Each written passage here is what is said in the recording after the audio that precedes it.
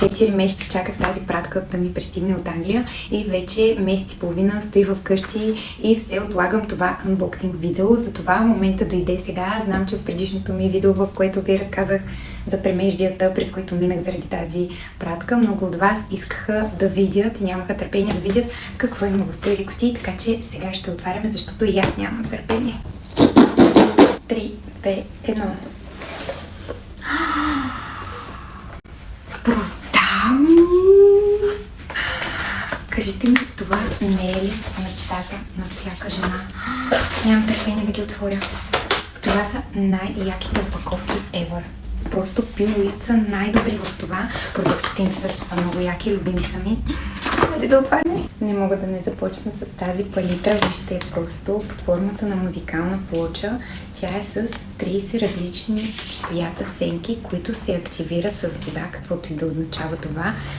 Първа ще видя как се работи с такава техника и сенки, но цветовете много ми харесват. И продължаваме с тези сладурски палитри. Но преди да ги отворя, искам да ви кажа, че за съжаление ще трябва да се разделя с голяма част от тези гримове, най-вече тези, които се повтарят, тъй като когато ги взимах, идеята ми беше да се занимавам с гримьорство и тук в България, но плановете ми доста се промениха и сега нямам нужда от толкова много и повтарящи се гримове, така че ще ги пусна да се продават. Цветовете на тази отново са телесни, като има и някои кремообразни и такива с блясък, отново много хубави цветове.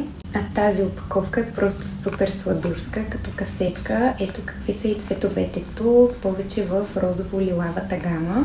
А това тук ми е най-любимата палитра, под формата на книжка е.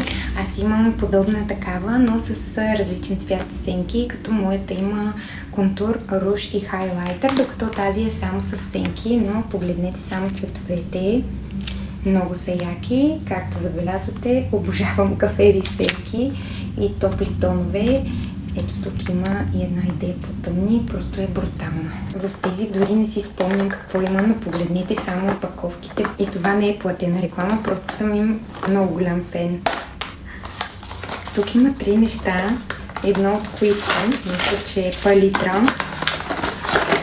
Да, тук вече няма да повярвате, но сенките не са кафяви, а са за опушен грим, черни, тъмно-сиви и има 2 сенки с блясък. Другото от комплекта са мигли, много са яки, но са доста дългички. Това определено е за вечерен грим. И последното от този комплект са, ето вижте, очни линии с блясък. Много са яки, едната е златиста, другата е черна с брокат.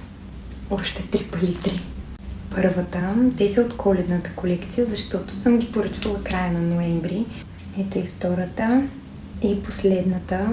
Не мога да си обясня защо съм поръчала толкова много палитри, при положение, че вкъщи имам със сигурност над 30. Ето виждате ли защо не спирам да повтарям в началото на видеото колко са яки опаковките им. Това са гланцове за устни. Може да видите тук и цветовете им. Това мирише на шоколад. Кафявото мирише на шоколад. А това мирише на